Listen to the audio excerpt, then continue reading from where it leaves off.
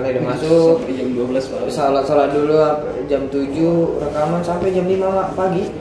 Sampai jam 5 pagi hanya satu lagu.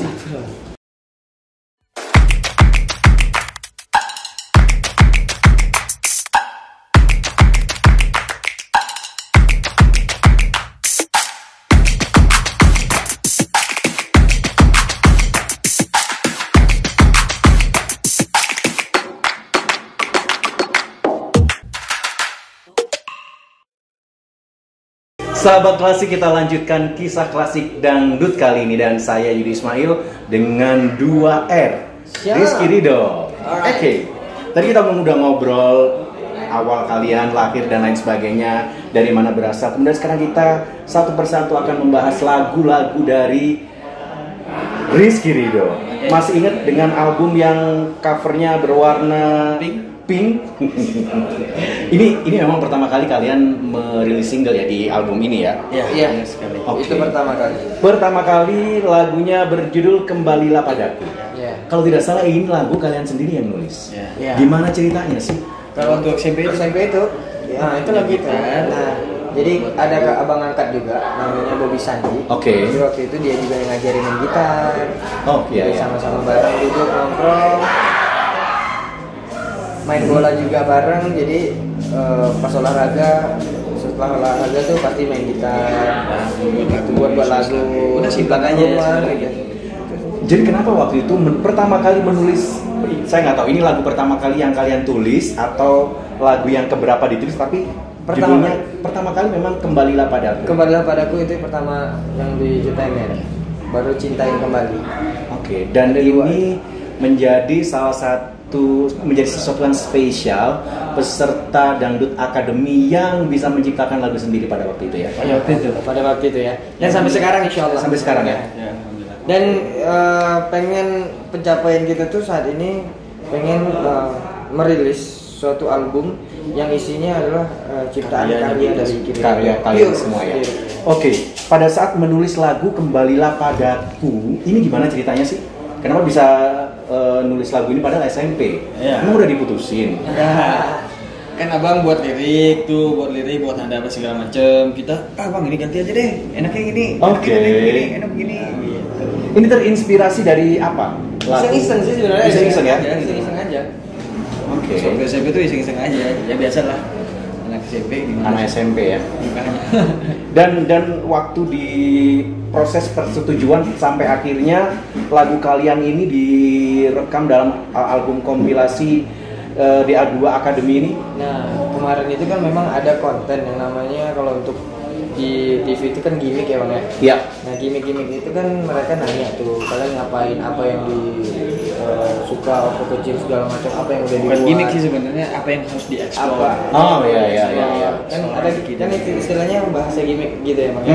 Untuk memeriahkan panggung itu sendiri gitu. Jadi waktu itu apa yang pengen kalian eksplor katanya gitu. Kita ada lagu nih. Nah pas kebetulan nyanyi di akademi itu di panggung, banyak yang suka, dan hari ini kita nyanyiin dan besoknya gitu mereka udah pada hafal.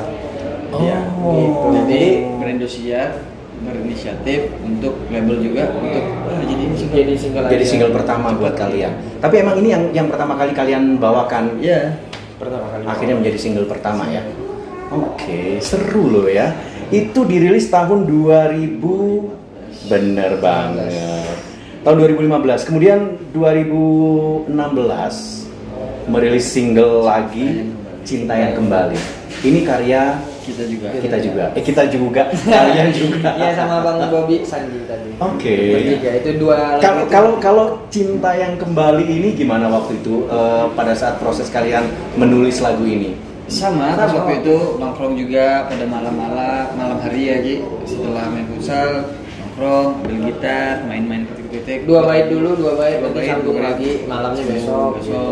Catat lagi liriknya apa gitu sama. Dan ini larinya ke sini, sinilah.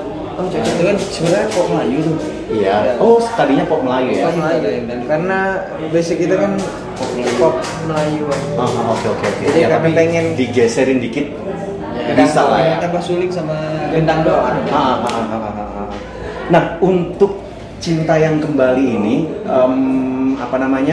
proses ketika recording seperti apa? Perlu waktu berapa lama? Yang ingat Apakah banget pas waktu itu gimana pada aku ya, karena kita nggak pernah sama sekali masuk dapur rekaman. Oke. Jadi bener-bener dingin banget tangan, grogi luar biasa, dan itu nggak bisa sampai nggak bisa nyanyi, aduh sampai kayak serius? tahan gitu. Iya, Takut juga sama ini vokal directornya juga kemarin itu. Oh. Takut dalam arti kan. Siapa sih vokal direkturnya? Hendro Saki. Bang Hendro Saki ya? Ya. Gitu. Jadi Hendro Saki. pertama kali itu yang agak susah, aduh deg-degan, aduh oke ini direkam lagi, wah banyak falesnya. Apalagi Ido kan baru pertama kali untuk pecah suara. Jadi kan untuk lagu itu untuk susah lagu susah banget gitu. Berarti prosesnya agak lumayan lama atau Lama bagaimana? banget dong, dari jam 5 sore kalau nggak salah udah masuk. sampai jam 12 baru. Salat dulu jam 7 rekaman sampai jam 5 pagi. Sampai jam 5 pagi hanya satu lagu. Oke. Begitu, kalau nggak salah. Ya nggak apa-apa sih, tapi kan pada akhirnya hasilnya optimal. Ya Karena sampai nggak pernah sama sekali kan, kalau sudah rekaman tiba-tiba langsung rekaman. Gimana Iya kok gini sih. gitu, kaget.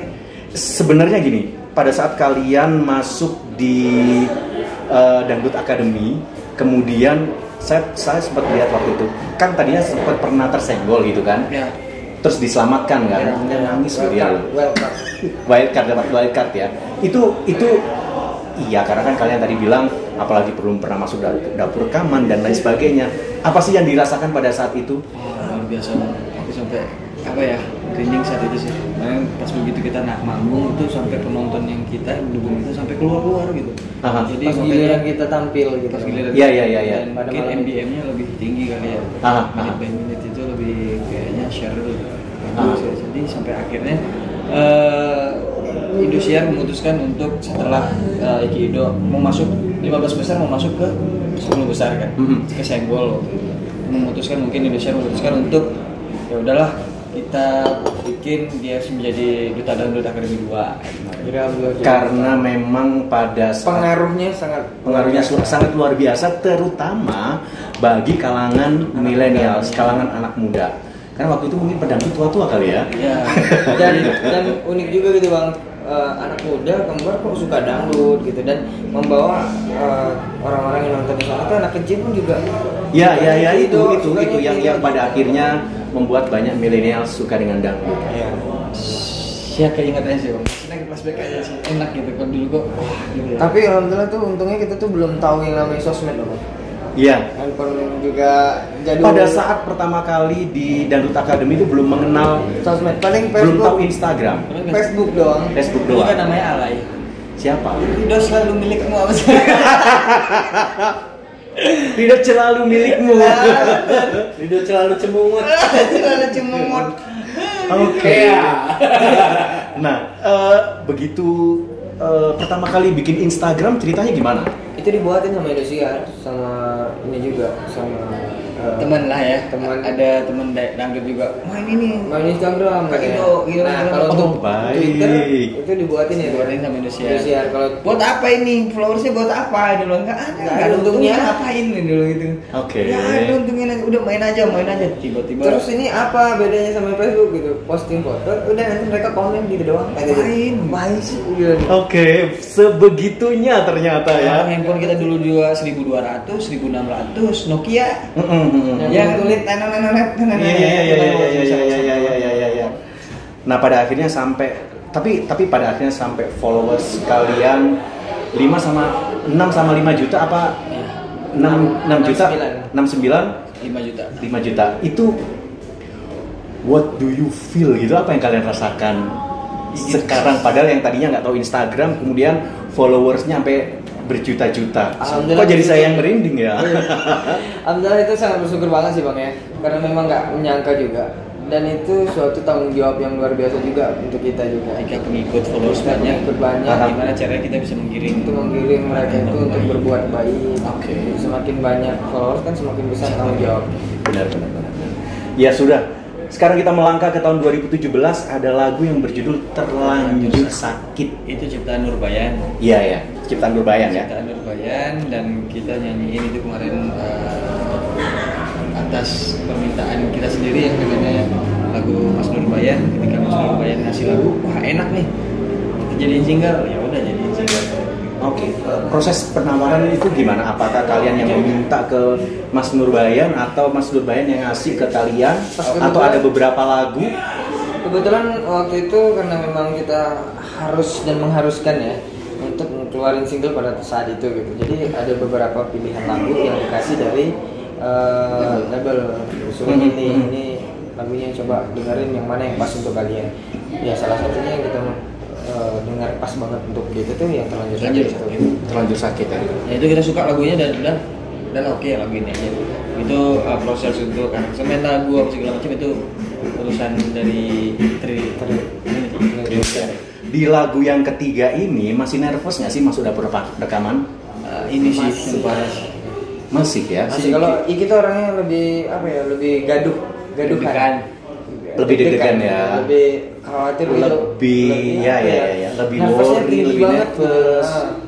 Iki tuh kan lupa. Karena saking nervous. Iya, saking nervousnya.